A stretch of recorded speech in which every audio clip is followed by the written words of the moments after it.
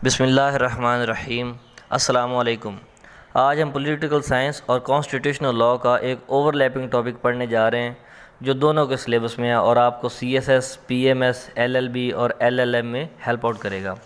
आज हम पढ़ेंगे प्रेसिडेंट ऑफ पाकिस्तान के बारे में कंप्लीट डिटेल के साथ कि प्रेसिडेंट ऑफ पाकिस्तान के पास क्या क्या पावर्स होती हैं और वो कौन कौन से फंक्शंस परफॉर्म कर सकता है। प्रेसिडेंट ऑफ पाकिस्तान के बारे में कॉन्स्टिट्यूशन 1973 के पार्ट नंबर 3 में उसके चैप्टर नंबर 1 में लिखा हुआ है, जो कि आर्टिकल नंबर 41 से लेकर आर्टिकल नंबर 49 तक है। इस टॉपिक को मैं सीक्वेंस के साथ हेडिंग्स को लिंक करके समझाऊंगा ताकि आपको याद करने में आसानी हो और इन्हीं हेडिंग्स के साथ आप पेपर में राइट कर सकें। तो चलते हैं टॉपिक की तरफ। सबसे पहले आप हेडिंग्स देंगे। सबसे पहली हेडिंग आप देंगे social status of president of Pakistan.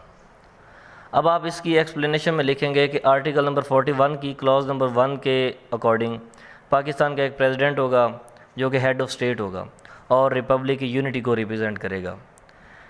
President को हेड ऑफ स्टेट इसलिए कहते हैं क्योंकि प्रेसिडेंट को पूरे मुल्क के एमपीएज़, एमएनएज़ और सेनेटर्स इलेक्ट करते हैं। अब चूँकि एमपीएज़ और एमएनएज़ को डायरेक्ट पब्लिक इलेक्ट करती है और वो मिलकर प्रेसिडेंट को इलेक्ट करते हैं, तो इसका मतलब यही हुआ कि इनडायरेक्टली प्रेसिडेंट को भी people of state he elect करते हैं, इसलिए प्रेसिडेंट को हेड ऑफ स्टेट कहा जाता है और वो पूरे मुल्क की यूनिटी को भी रिप्रेजेंट करता है। तो आर्टिकल नंबर 41 की क्लॉज नंबर 2, अब अगर हमने मुल्क के लिए प्रेसिडेंट को इलेक्ट करना है तो इसकी क्वालिफ़िकेशंस क्या होंगी, तो इसके लिए आप हेडिंग लिखेंगे qualifications for the president of Pakistan. Pakistan के प्रेसिडेंट का मुसलमान होना ज़रूरी है, इसकी एज 40 ईयर्स या उससे ज़्यादा होनी चाहिए, 45 ईयर्स या उससे ज़्यादा होनी चाहिए, 45 ईयर्स या उससे ज़्यादा होनी चाहिए, और वो नेशनल असेंबली के मेंबर्स की क्वालिफ़िकेशंस रखता हूँ, यानी वो भी उतनी ही क्वालिफ़िकेशंस रखता हो जो कि एक एमएनए के लिए रिक्वायर होती हैं।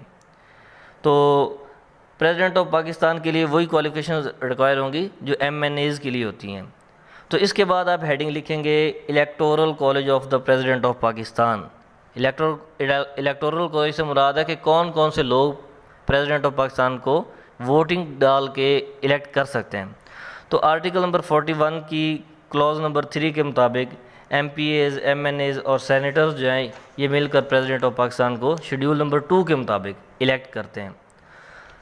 अब आप हेडिंग लिखेंगे election to the office of president, कि प्रेसिडेंट ऑफ पाकिस्तान का इलेक्शन कब होता है, कैसे होता है, कौन लोग वोट डालते हैं। तो आर्टिकल 41 की क्लॉज नंबर 4 के अकॉर्डिंग प्रेसिडेंट की टर्म 5 ईयर्स के लिए होती है। तो प्रेसिडेंट की टर्म ख़त्म होने से पहले 60 दिन से लेकर टर्म ख़त्म होने से पहले 30 दिन तक, यानी प्रेसिडेंट के 5 साल पूरे होने का जब टाइम आता है, तो जब उसका सेकंड लास्ट मंथ चल रहा होता है तो उस मंथ में न्यू प्रेसिडेंट के लिए इलेक्शन होता है।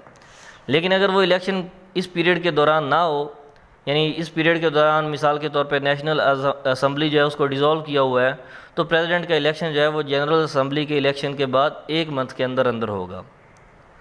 आर्टिकल नंबर 41 की क्लॉज नंबर 5, इसके मुताबिक अगर किसी भी वजह से प्रेसिडेंट के ऑफिस की सीट वैकेंट होती है तो सीट के वैकेंट होने के बाद 30 दिन के अंदर अंदर इलेक्शन कंडक्ट करवाना लाजमी होगा।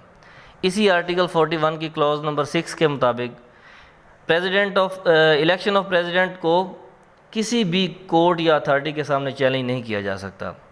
अब स्टार्ट होता है जी आर्टिकल नंबर 42। ये बहुत शॉर्ट सा है, इसकी हेडिंग आप लिखेंगे ओथ ऑफ प्रेसिडेंट, यानी प्रेसिडेंट का हल्फ। इलेक्शन के बाद प्रेसिडेंट अपने ऑफिस में एंटर होने से पहले शेड्यूल नंबर 3 के मुताबिक चीफ जस्टिस ऑफ पाकिस्तान के सामने हल्फ उठाएगा। बस इतना ही इसके बारे में आपने लिखना है। अब हम चलते हैं आर्टिकल नंबर 43 की तरफ। आप हेडिंग लिखेंगे conditions of the president's office, यानी जब एक इलेक्शन में इलेक्ट होने के बाद प्रेसिडेंट अपने ऑफिस में आ जाता है तो उसके ऊपर कौन कौन सी कंडीशंस इम्पोज होती हैं, वो कौन कौन से काम नहीं कर सकता। तो प्रेसिडेंट साहब जब अपने ऑफिस में एंटर होते हैं तो उसके बाद वो 2 काम नहीं कर सकते। एक तो प्रेसिडेंट साहब कोई भी गवर्नमेंट यानी कोई भी ऐसी गवर्नमेंट जॉब नहीं कर सकते, कोई ऐसा काम नहीं कर सकते जिसका इनको मुआवजा मिले, और दूसरा वो प्रेसिडेंट होते हुए एमपीए या एमएनए की सीट पर नहीं रह सकते।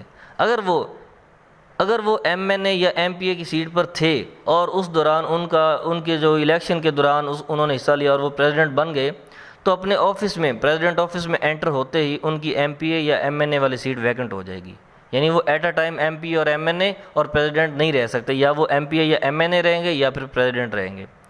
इसके बाद आप हेडिंग लिखेंगे जी terms of the office of president, कि ये कितने ड्यूरेशन के लिए होता है, प्रेसिडेंट का जो ऑफिस है कितने टेन्योर के लिए होता है और वो क्या क्या कर सकते हैं।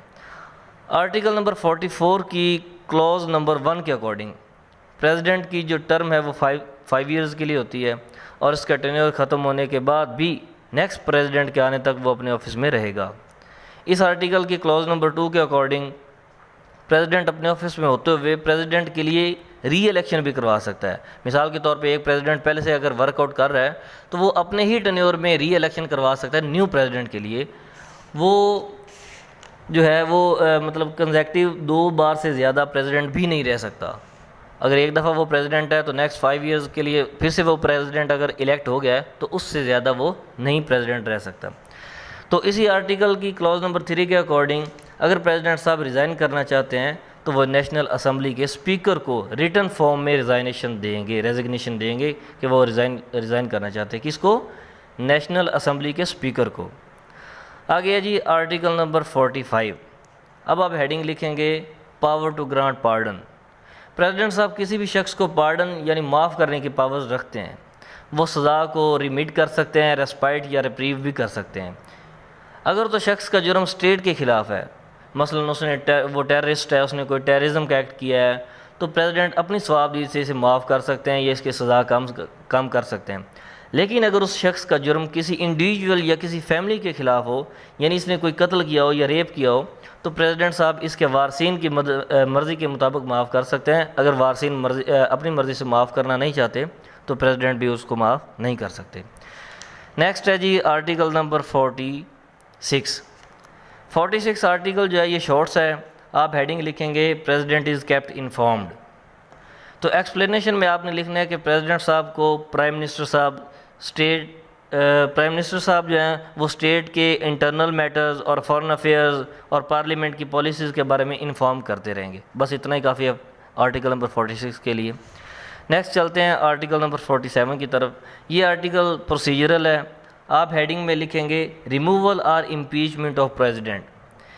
इस आर्टिकल की क्लॉज नंबर 1 के अकॉर्डिंग प्रेसिडेंट साहब को फिज़िकल या मेंटल इनकैपेसिटी की वजह से रिमूव भी किया जा सकता है और कॉन्स्टिट्यूशन की वायलेशन पे उनको या फिर ग्रॉस मिसकंडक्ट की वजह से उनको इम्पीचमेंट भी की जा सकती है उनकी। अब 2 काम है, एक रिमूवल है और एक इम्पीचमेंट है। इम्पीचमेंट का मतलब होता है मुआखज़ा करना, जवाब तलबी करना। तो रिमूव उनको किस बेस पे किया जा सकता है? फिज़िकल या मेंटल इनकैपेसिटी की बेस पे। और इम्पीचमेंट उनकी की जा सकती है कॉन्स्टिट्यूशन को वायलेट करने पे या ग्रॉस मिसकंडक्ट करने की वजह से। क्लॉज नंबर 2 के मुताबिक दोनों हाउसेज यानी नेशनल असम्बली और सेनेट में से किसी एक हाउस के 1/2 मेंबर्स मिलकर रिमूवल या इम्पीचमेंट की रेजोल्यूशन को मूव कर सकते हैं। अगर नेशनल असम्बली के 1/2 मेंबर्स मिलकर रेजोल्यूशन को मूव करेंगे तो वो रिटन नोटिस देंगे नेशनल असम्बली के स्पीकर को कि हमें इस प्रेसिडेंट से कोई ना कोई शिकवा शिकायत है। वो रिटन फॉर्म में लिख के देंगे नेशनल असम्बली के स्पीकर को, अगर नेशनल यानी MNAs को अगर कोई मसला है तो। क्लॉज नंबर 3 के मुताबिक आर्टिकल नंबर 47 की क्लॉज नंबर 3 इसके मुताबिक अगर सेनेट में से 1/2 सेनेटर्स मिलकर रेजोल्यूशन मूव करेंगे तो वो written notice chairman of senate को देंगे और चेयरमैन ऑफ सेनेट जो है वो फौरी तौर पर वो नोटिस नेशनल असम्बली के स्पीकर को फॉरवर्ड करेंगे। यानी दोनों सूरतों में अगर नेशनल असम्बली में रेजोल्यूशन मूव हुई है प्रेसिडेंट की इम्पीचमेंट की या प्रेसिडेंट की रिमूवल की या सेनेट में हुई है, तो दोनों सूरतों में जो रिटन नोटिस होगा वो पहुंचेगा किसके पास? नेशनल असम्बली के स्पीकर के पास। क्लॉज नंबर 4 के मुताबिक speaker of national assembly notice की वसूली के बाद 3 दिन के अंदर अंदर इस नोटिस की एक कापी प्रेसिडेंट साहब को भेजेगा कि भाई आपके खिलाफ जो है वो इम्पीचमेंट या रिमूवल की रेजोल्यूशन चल रही है। क्लॉज नंबर 5 के मुताबिक नेशनल असम्बली का जो स्पीकर है वो नोटिस की वसूली के बाद अगले 7 दिन से लेकर 14 दिन के अंदर अंदर, मिसाल के तौर पे जिस दिन उसको नोटिस रिसीव होता है उसके 7 दिन बाद और 14 दिन से पहले, ये जो 7 दिन का पीरियड होगा इसके दौरान वो जॉइंट सीटिंग कॉल करेगा नेशनल और सेनेट की, नेशनल असम्बली और सेनेट की दोनों की जॉइंट सीटिंग कॉल करेगा। क्लॉज नंबर 6 जो है 47 आर्टिकल की, उसके मुताबिक वो जॉइंट सीटिंग पर प्रेसिडेंट के अगेंस्ट उस नोटिस में मेंशन किए गए ग्राउंड्स के बारे में इन्वेस्टिगेट करेंगे। कौन? जिन्होंने भी रेजोल्यूशन मूव की है वो लोग। क्लॉज नंबर 7 के तहत प्रेसिडेंट के ख़िलाफ़ उन्होंने जो ग्राउंड्स मेंशन किए हैं उस रिटर्न नोटिस के अंदर, उसके बारे में इन्वेस्टिगेट करेंगे। क्लॉज नंबर 7, इसमें प्रेसिडेंट को ये हक है कि वो चाहे तो खुद आकर जॉइंट सिटिंग के सामने जवाब दे और अगर चाहे तो अपना वकील भेज दे। क्लॉज नंबर 8 लास्ट है इस आर्टिकल की, अगर दोनों हाउसेज यानी नेशनल असम्बली और सेनेट के टोटल मेंबर्स की 2/3 मेजोरिटी इस रेजोल्यूशन को पास कर दे तो प्रेसिडेंट को अपना ऑफिस छोड़ना पड़ेगा। आर्टिकल नंबर 48, इसकी आप हेडिंग लिखेंगे president to act on advice of prime minister, कि प्रेसिडेंट को प्राइम मिनिस्टर और उसकी कैबिनेट के उसकी नसीहतों पर अमल करना पड़ेगा। इस आर्टिकल की क्लॉज नंबर 1 के मुताबिक प्राइम मिनिस्टर साहब या इसकी कैबिनेट अगर प्रेसिडेंट को जो नसीहत जो है वो सेंड करेगा तो प्रेसिडेंट इस पर अमल करेगा। प्रेसिडेंट साहब के पास अख्तियार है कि वो 15 डेज़ के अंदर अंदर इस एडवाइस को रिकन्सिडरेशन के लिए वापस प्राइम मिनिस्टर या उसके कैबिनेट की तरफ भेज दे, लेकिन रिकन्सिडरेशन के बाद ये लाजिम होगा कि प्रेसिडेंट साहब जो हैं वो 10 दिन के अंदर अंदर उस पर अमल करें, उस नसीहत के ऊपर।